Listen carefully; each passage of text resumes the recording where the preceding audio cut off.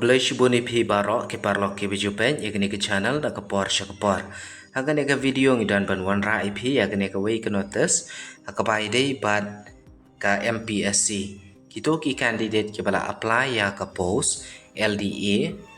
house nam arajar arpsan nakbenta gani ka post ka bala nya po jong ka MPSC.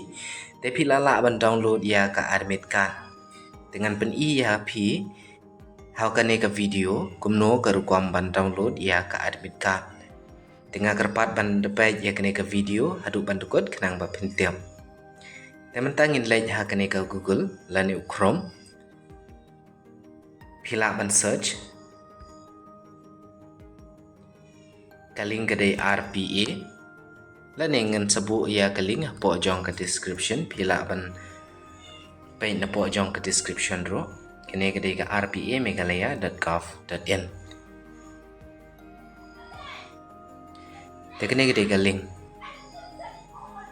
tementa in scroll support PUE hang ne batho all posts advertised from August 25 onwards ki post ki bana du usnam arhajar arpsan August shaneng te phila ban klik hang ne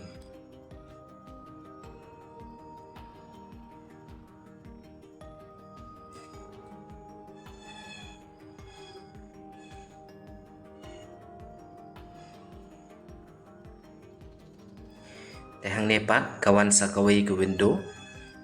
sa klik batho hang ne batho download admit card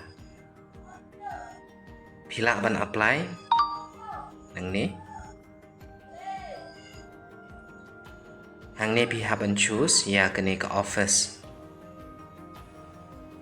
select office and then MPSC nang ta pi ban insert lane ban tho yau email ID ujong pi ba pi pendan kam ha ka por ba pi apply ya ka post dengan pen i hang ne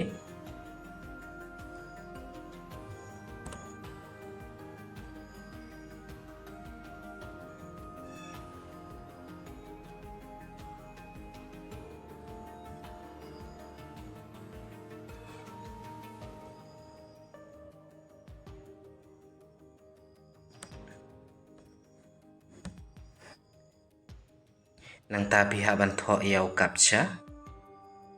dapat bahau ni captcha ro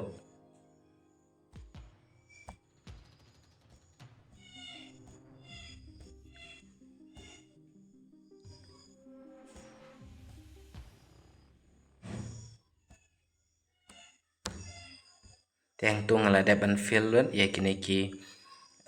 jingdon kam na ka banta u email ID bat uni captcha nang tangan sa ai hang ne batho search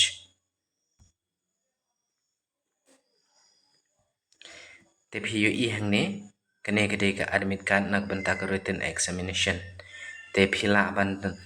klik hang ne batho download